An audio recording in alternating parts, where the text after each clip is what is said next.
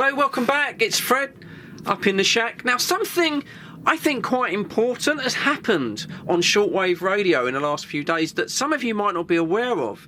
Now, with the current war going on in Eastern Europe, where Russia has invaded the Ukraine, the BBC saw a massive spike. I think it was 285% increase, people tuning into their BBC News website to get some true and unbiased news. And a lot of those people, obviously living in the Ukraine and Russia, and the results from that was that Russia have now blocked the BBC News service on the website.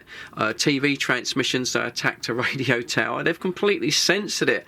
And as a result of that, and this is where it gets interesting, is the BBC has now started transmitting special broadcasts, a bit like the old BBC World News they had in the Second World War, on shortwave. And I think the BBC stopped doing the world news on shortwave, I think it was back in about 2008. So it's been completely dormant. They've just not bothered because, to be honest, no one was tuning into it. Everyone has internet radio, DAB radio. They just didn't bother. But they've started up again. So in this video, I thought it would be interesting to try and check it out. It broadcasts twice a day. This is the UK time, by the way. This is Greenwich Mean Time. The first one is it broadcasts between 2 and 4 p.m. GMT on 15735. 15735 kilohertz. And then the second one is later on in the evening. Now, I'm a little unsure about the time. If you know, perhaps leave it in the comments. GMT time, it's either between 6 and 8, or it's between 8 and 10. I've looked on the internet, and there's different times for it. And that's on 5875. I'll put this up on the screen anyway. It's 5875 kilohertz. And yeah, they're broadcasting factual news about what is going on the ground in Ukraine. And I find this really interesting because not so long ago I made a video about CB radio, what would happen in a national disaster when everything gets shut down, when the infrastructure gets shut down. And I was thinking of loss of power and things like that. I didn't think there'd be a media blackout, but of course there could be in any country, and I just never envisaged that I would see this in Europe. I don't think anyone did, but here we are in 2022, and it's happening. There is a media blackout, and this is where radio, shortwave radio, comes into its own, because it's very difficult to block shortwave radio. You can try and jam it by broadcasting another shortwave radio signal, but the beauty of shortwave is you can have 2 or even 3 radio stations broadcasting on all of the same frequency, and you can still, with a bit of care and a bit of patience, you can still understand each transmission. That's the nature of shortwave. So yeah, we've gone right back to what we used in the Second World War to put out news on shortwave. Forget all the modern technology, the internet, we're right back on the short. So yeah, I thought it'd be interested just to see if I can receive it here in the UK using an outside antenna. I've not got the correct antenna. Shortwave, of course, is normally, it's sent out, it's global. I imagine it's sort of boosted by relay stations, things like that. I don't know where this is being transmitted from. Looking at the map, it could be Germany. Perhaps if you know where the BBC are transmitting this signal from, it would help me. I couldn't find it on the internet, but anyone can pick it up. All you need really is a shortwave receiver, a bit like this Reticus here, this V115. That's a perfect shortwave receiver. Just put a long wire, attach it to the antenna, and suddenly I think people are going to be buying a lot more shortwave radios. But I thought I would give the ATS-20 a go, because I've been playing with this all week, this little Arduino based radio, and it is very, very sensitive. I've noticed this. It's very sensitive on shortwave, which is ideal for bringing in weaker stations. It has had a bit of a disadvantage because I've been tuning into some of the CB nets around my area, and its sensitivity has meant that some of the local stations, guys that are only just a few miles from my QTH, they can overload it a little while until the auto gain control manages to sort of catch up. So you might lose a second or so transmission, but don't worry about that. I'm going to do another video about receiving CB on this little radio. I'm quite impressed with this radio so far, so I thought I would give it a go. I'll connect it up to my antenna later, and we'll see what we can get on this BBC shortwave radio transmission. It's going to be very in and out with the propagation because I'm right on the outskirts. It's obviously, they're not really aiming this at the UK, are they? But anyway, without further ado, let me go downstairs. I'll connect this to my Antron 99CB antenna and let's see what we can pick up. Thank you for watching the intro. Opportunity, but imperative in this moment to finally move off of, for many countries in Europe,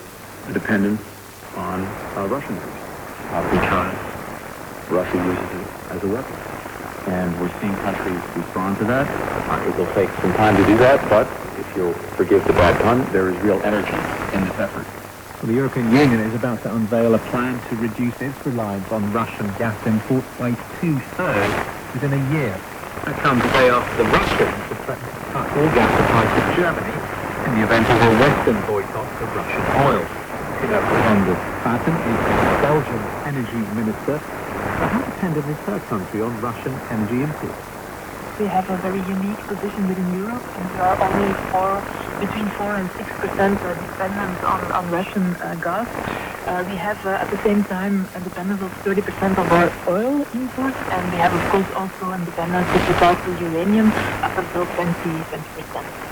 So in a way, it's easier for a country like Belgium to turn up to this plan to reduce Russian gas supplies by 2/3 over the next year. Yes, we will also looking into the possibility how to reduce our dependency by accelerating the green energy transition. It's not because we are... Will it? Actually, countries perhaps like yours and others which are less directly affected by the cut in Russian gas imports in the short term, helping others that are more reliant. Yes, absolutely. And as Belgium, we are a small country, but at a strategic location, as an energy crossroads. So we are a net importer of energy. We have a large network. We have a gas network. But we are building now, we are part of the offshore wind grid in the North Sea. And as we say now, oil and gas pipelines coming from Russia to the European mainland. Let's now build a network in the North Sea and bring the electricity also to the European mainland. And that's how we can work together. Right. Earlier on the program, from various parts of the country where there are either civilians who are being evacuated, or in the case of Mariupol in the south, trying to be, but seem to be coming under shelling that humanitarian corridor. What can you tell us in more broad terms about the military situation as we speak? Well, our situation here remains, from the reports that I've seen, very dire. In fact, Zelensky just talked about just within an hour about how one child died of dehydration in Mariupol, and he says it's the first such death of dehydration since World War II in such circumstances. So, and the Russians have not kept their word, which unfortunately was very predictable. But this is what we're seeing unfolding. Historically, the Russians always use humanitarian corridors, ceasefire, more tactical activities rather than a genuine attempt at peace. And I think, and unfortunately, that's what we're seeing in Ukraine right now, just as we've seen it in Syria. Yes, I suppose the difference between Ukraine and Syria is these are the people being caught up. Even from the land, so they is not capable to find enough water in the city.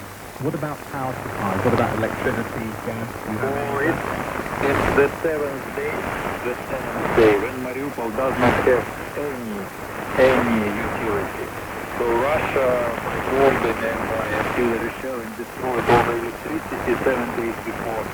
And it was the specific target because Mariupol has more than 15 lines of supply of electricity from different sides of the city, and they specifically use them as a target. So after bombing, they bombed water supply, heating supply stopped because there is no electricity. And yesterday they bombed the pipelines over natural gas. So today our people use fire with wood.